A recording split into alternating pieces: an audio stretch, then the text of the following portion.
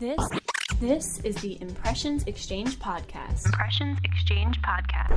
Where all topics impacting the graphic imaging and printing industry are addressed via in-depth news coverage, analysis, and timely interviews. Welcome to the Impressions Exchange Podcast. I'm Ashley Roberts, managing editor and your host for today's episode. It's April, which means it is Earth Month. So we are going to be talking about sustainability today. It's my pleasure to be joined by my colleague, Gary Jones, Vice President, Environmental, Health, and Safety Affairs at Printing United Alliance, who will walk us through some of the latest legislative and regulatory updates on the sustainability front. We will also discuss how generational shifts might impact the industry and why you need to establish metrics and develop your sustainability game plan now. Gary, thank you so much for joining me today. Oh, Ashley, you're welcome. Thanks for having me. I really enjoy talking about one of my favorite subjects, sustainability. Yes, and it's the perfect month because it is Earth Month, and we are going to be celebrating Earth Day. I wanted to have you come on here because I know you are really tapped into this side of the industry. I'd love to start out by just talking about some of the trends. And I know prior to this call, we went through some things, and you mentioned some, changes in paper and soy and forest degradation. I mean, there's so many different aspects of, the sustainability side of the industry. So can you just talk through some of those trends and some of the things that are happening that the printing industry should know about? Oh, yeah. Sustainability, it's interesting. Sustainability isn't necessarily new, so to speak. It's been around for a while, but I would say in the past, probably 4 years or so, 5 years, it's really become front and center again. It has historically been an important issue, and then it kind of waned a little bit, and then it came back. But there's been a series of events, I would say, that's triggered why sustainability has come back and is in the forefront. When we think about what's happened, primarily, a lot of it was triggered when China decided to stop becoming the world's dumping ground for everyone's garbage. They called it the SWORD program or the Blue Sky program. In essence, what China was accepting a lot of waste from people all around the world, not just United States. And I thought, I was fat, dumb, and happy, so to speak, because I thought was doing my part, because where I live here in Pittsburgh, we have the Blue Bin program. And what you do in the Blue Bin program is, of course, you put recyclables in there, and once a week a truck comes by and it gets dumped in the truck, and away it goes. I'm thinking, oh my goodness, I'm recycling, I'm doing my part. The reality behind the scenes is that, where's that truck go? What goes to what's called a material recovery facility, MRF, MRF for short. And what happens then is they kind of just literally dump it on the floor, and they run it through some machines, and they pick through it, and they pick out the things that have some type of economic value from a recyclability perspective. And then they were just bailing the stuff up and sending it to China. And then China would do the same thing. They'd pick through it, pick out a few things, and then they realized that, man, we've got all this garbage we don't know what to do with. And so they decided to stop taking all the garbage from the world, literally. And it wasn't just US, it was all over the world. And that really triggered that in conjunction with the ocean plastics. You saw a big push on ocean plastics, and it was really raised the awareness and consciousness of people. And if we fast forward to today, what we're seeing is the net result of that literally was that now the government's being involved. And what we mean by that is we're now starting to see legislation passed. We're seeing regulations that are being passed. Two most recent things that really have driven this point home is literally last month, the Securities and Exchange Commission, SEC, issued regulations for publicly traded companies that they now have to start reporting on their greenhouse gas emissions. They cut back their rule from their proposal by insisting that Scope 3, well, by dropping Scope 3, but insisting that Scope 1 and Scope 2 are the greenhouse gas emissions that must be reported. And you couple that with California. California, again, last year passed two pieces of legislation, but the most important one is that it requires companies of a certain size to report their Scope 1, 2, and 3 emissions. And so that's really driven a lot of attention with respect to sustainability. And because of the China Sword program, you have what's called the environmental results, not environmental results, the extended producer responsibility. Extended producer responsibility legislation essentially makes the goal of extended producer responsibility is to make the owner of a package responsible for its ultimate fate. And so 4 states have passed EPR legislation, and New York State, as we have talked about, New York State is considering EPR legislation. And that piece of legislation is a little bit different because it adds on to it some toxics and packaging requirements. And those toxics and packaging requirements are going after some chemicals. And one of the chemicals is something that's critically important for the printing industry, and it's called carbon black. And carbon black is used, it's the primary pigment that's used in black ink. So if the New York legislation passes as proposed, it's really going to threaten both, I would say, the printing and packaging industry, but also the economy of New York State, because in essence, it's going to ban pretty much all forms of packaging that have any black ink on it. And that includes just, direct printing on the packaging, but also the labels that go on a package. And so we've been engaged since this legislation was proposed at the beginning of the year quite intensely in trying to engage our members. And in fact, we have an action alert up there. If our members want to find out how they can do more, they can reach out to me. I'd be more than happy to guide them in terms of getting a letter to the legislator. But so the EPR legislation that's pending in New York isn't necessarily the only one, but it's the only one with toxics provisions in it. There's probably about 13 other states right now that are considering EPR legislation, coupled with the 4 states that have already passed it. Clearly, we're seeing a lot more government interaction trying to address sustainability. And the best way I try to summarize this is that while at one time sustainability was a nice thing to do, at this point it's a must thing to do. And if any printing company, literally any printing company, needs to understand the ground shift that's happened with respect to sustainability, and really start thinking about what their role is with respect to sustainability. And another term that we use is circular economy. But where are they in terms of their sustainability journey? And I call it a journey because it's really, you think about sustainability, it's really a continuous improvement project. So they need to start planning where they are. They need to start thinking about how they're going to address sustainability. And quite frankly, we're seeing more and more customers who are asking down through their supply chain information from their suppliers. And no matter what vertical you're in printing, you're in somebody's supply chain. And what we're seeing with respect to the focus on the supply chain, literally, a lot of it is dealing with greenhouse gas emissions. And they want to know, what are your greenhouse gas emissions? What's your quote unquote carbon footprint? And then what are you doing to reduce that? Because a lot of the larger companies have made commitments to try and reduce their greenhouse gas emissions, but that involves actually going down through their supply chain. And that's kind of gets at the California requirement, because the scope 3 emissions are basically your upstream and downstream emissions.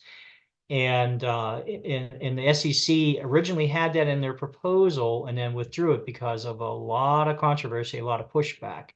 So those are the 2 primary drivers right now out there from a regulatory and legislative perspective.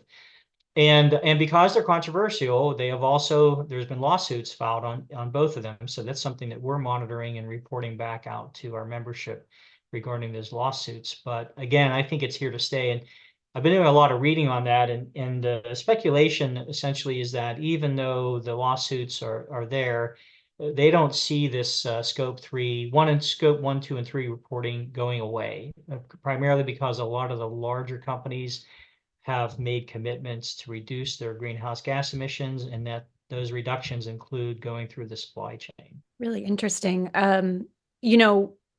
So you mentioned, the SEC ruling, the EPR legislation, and kind of the overall kind of sea change toward more sustainable practices, and the need for companies to kind of shift the way they've been doing things. And something interesting you'd brought up prior to this call, was that, that's not only affecting the, the actual processes that printing companies need to implement because of different rulings. Sustainable practices are also going to potentially impact the workforce, and that the types of people and the younger generations coming into, it's something we talk about all the time. Printing companies are struggling in some cases with the labor force and finding new, younger generations to come in and work for their companies. And that's something that's very important to younger generations. So can you talk a little bit about that? Oh yeah, absolutely. I think we are at the beginning of a significant change with respect to the way that, again, sustainability is here to stay, with the way that companies view sustainability. And the drivers in this are, as we had chatted about, is really Gen Z. And Gen Z is very fascinating because at one time everyone thought, oh, it was the millennials that were going to be the drivers of change. And really, the millennials didn't embrace sustainability the way that Gen Z has done. Gen Z, I would say, it's hard to make these broad, these broad assumptions, but for the most part, a lot of the studies I've been seeing, Gen Z has literally internalized sustainability. And they're saying they're truly the real first like digital generation. And Gen Z has, to the point where they're looking at making decisions on employment, they're making decisions on purchasing, and through that lens that they're using, they're of course applying those value judgments and making life decisions with respect to what type of company do they want to work for.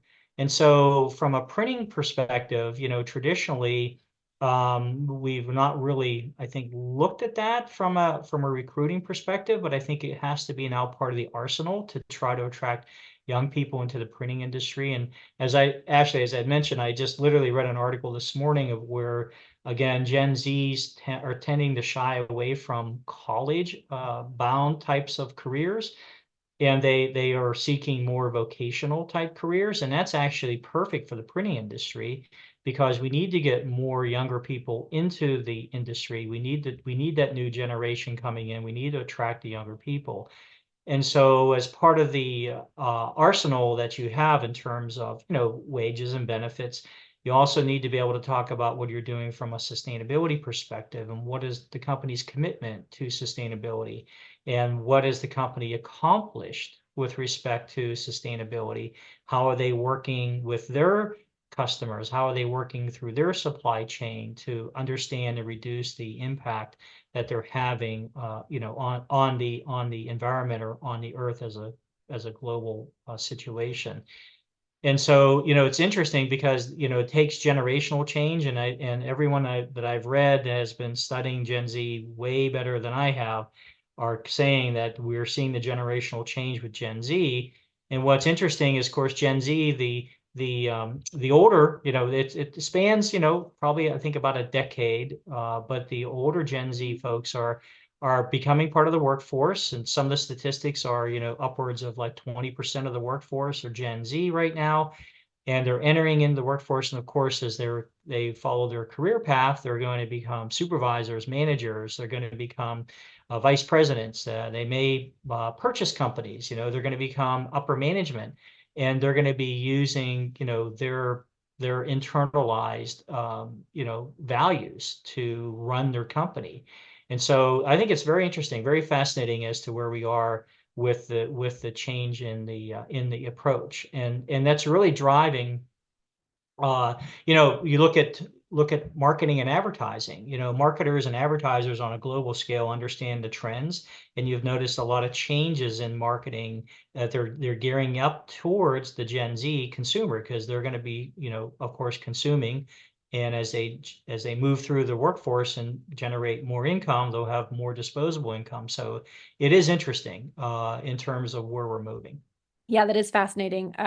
It's not something that I, really had thought about prior to you mentioning that was something that we need to be thinking about, that these younger generations. I mean, I'm a millennial and I'm very, tuned in to sustainable efforts, but even more so, Gen Z and not so much millennials. So, which is who the printing companies are probably trying to go after now for part of their workforce. So, something that you mentioned that I thought was really interesting is that for, all companies, it's sustainability and implementing more sustainable practices is a journey.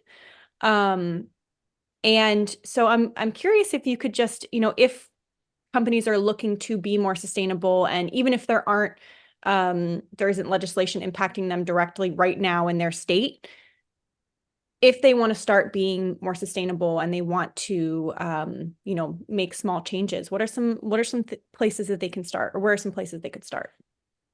Well, yeah, that's a great question. I think, I look at it, as I said, the journey, and some companies are further along than other ones. Some are just starting, some it's maybe on the radar screen. But regardless of where they are, I think the very first thing that a company needs to do is to establish some metrics. And the reason why I say that is that the most critical part of sustainability is credibility and transparency. So in order to be credible and be transparent and tell a good story about your journey and what you're doing, you need to be able to understand where you're at and what actions that you've taken, what is the net result of those actions. And so you need to be able to describe those. So in the core of anything if from a sustainability perspective is going to be metrics. And what I mean by metrics is, as we mentioned, greenhouse gas calculations. That could be a challenge. We do have a calculator, by the way, for our members for Scope 1 and Scope 2. And Scope 3, we're working on a solution. Scope 3 is a little bit more complex. But you need to look at, well, how much solid waste am I generating? But not just solid waste as a whole. How much material am I recycling? How much material am I generating that I could recycle? What am I doing to reduce my energy consumption?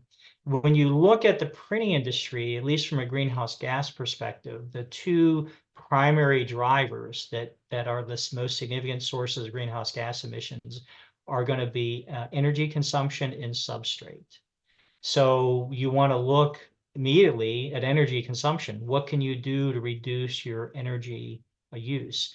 Because when you reduce your energy use, and actually a lot of folks think, well, sustainability costs me a lot of money. But in essence, in a lot of cases, sustainability can save you a good bit of money too. What do I mean by that? Energy consumption.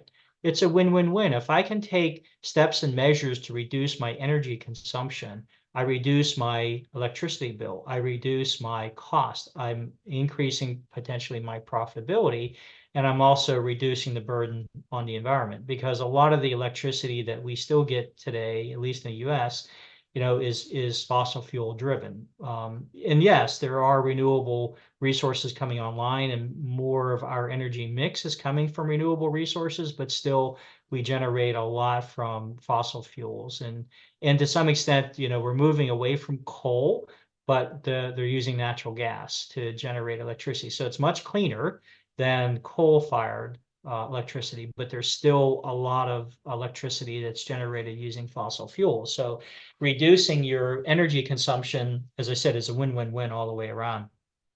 But you really, if you're just starting your program, you start small. You want to start with small projects, and just on energy consumption. Maybe you're gonna, I know it seems kind of cliche now, but you look at your lighting systems. Can we swap out our lighting systems and move towards a more efficient method to light our facility? Look at occupancy sensors. It's interesting. I was talking, I forget who I was talking to the other day. Talking to actually he'll be my nephew, and he's an electrician. He's an apprentice, and they're doing a lot of wiring at a local university. And in that wiring process, they're literally putting individual control units on the light banks that are in rooms, so that they can have central control over the electricity. So what that does is allows their facilities people to monitor the rooms, because they have occupancy sensors. They see that there's nobody in there, they turn the lights off. It saves the university a ton of money. It reduces greenhouse gas emissions, and those are, occupancy sensors are pretty reasonable. Occupancy sensors are great, and literally, growing up, I always told my kids, make sure you turn the light off when you leave the room, but of course they never did. But literally, you want to train your employees that if they're leaving the room, they don't need the light on, they can turn off the light. There's energy saving functions on your computer. So it doesn't have to be a grand, like, oh, Gary, do I have to invest in a solar system? Of course, there's, doing solar powered is tremendous because it's a renewable resource. It cuts your dependency on the grid. But, of course, we know it's not inexpensive, but there have been incentives that have been passed and extended through the Infrastructure Improvement Act. No, infrastructure, it's the IRA Act. And but there's credits now for companies, both on a federal level and at the state level too. A lot of states are offering credits, and to some extent, power companies are also offering credits. So I wouldn't necessarily rule out solar, so to speak, but that's a big investment. But we do have printing companies that are making those investments in solar, and there are tax credits out there that are available for folks who want to go down that route. But I encourage folks, start small. There's a lot that you can do that are really low cost or no cost ways to implement energy efficiency, energy reduction. And fascinating too, when I was at our show at the expo, I'm starting to see now vendors who are talking about energy consumption for the equipment. So I find that fascinating as well. It isn't necessarily, well, my particular piece of equipment can do this performance, it can do that from a production perspective. They're also talking about how we compare to our competitors on energy consumption. And I think that's really, really interesting because now we're starting to see, as I said, sustainability is really coming to the forefront. And when you have that as a selling feature for your piece of equipment, that means that it's really become mainstream in my mind.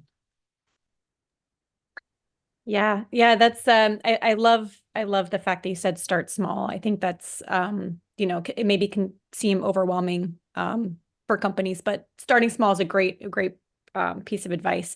And I think we all have the universal experience of our father telling us to turn the lights off, because I had that experience too. And I know you just said you would say it, to your kids. So it's, I love that. Yeah, isn't it funny how you become your parents when you have children? So Yes. Well, I find, and it's funny, yeah, I find myself going around turning lights off all the time now. But yeah, so it's great advice. Is there anything else that you think, that we haven't covered that you think might be, beneficial to tell our audience? yeah, I mean, I can't stress enough in terms of where sustainability has evolved and where it's at right now. And really, I think to me, companies have got to come up with a plan. It could be a small plan, it could be a large plan, it could be grandiose, but as part of their planning for their business and growth and looking at how they want to expand, they need to put sustainability into that discussion. And the more that we have that discussion, the more that ideas will come forward, the more that folks will begin to operate along those lines from a sustainability, integrating sustainability. And I think what we found, for example, a lot of times, another example is solid waste is huge. And the more you can separate, the more you can segregate, the more that you can recycle. And that again provides a great benefit and value back to the company. And in some instances, you're able to sell those materials and make some money off them. In other instances, you're able to find an outlet and you can report that as far as your metrics and reducing your impact. So you gotta have a story to tell. And I guess the key question is what story do I want to tell? What story can I tell, or what story do I want to tell? And then that will show you essentially a gaps analysis and tell you where you want to be. Thank you so much, Gary. This was a great discussion, and perfect for April to get people thinking about how they're going to develop their sustainability game plan. I mean, absolutely. I mean, it's going to be Earth Day. Earth Day is a great time to actually talk about what you're doing. Even if you're starting small, if you are going to embrace this, Earth Day is a great time to start communicating to what we call your stakeholders. That's going to be your employees, your customers, your vendors. There's no other better day of the year to kick off a program than Earth Day. Love that. Well, thank you so much, Gary, and I hope to have you back on the show soon. All right. Thank you, Ashley. I want to thank Gary for joining me on today's episode. I will make sure to link to the Printing United Alliance website if you're interested in learning more about some of the topics we discussed today. Stay tuned for the next episode of the Impressions Exchange podcast.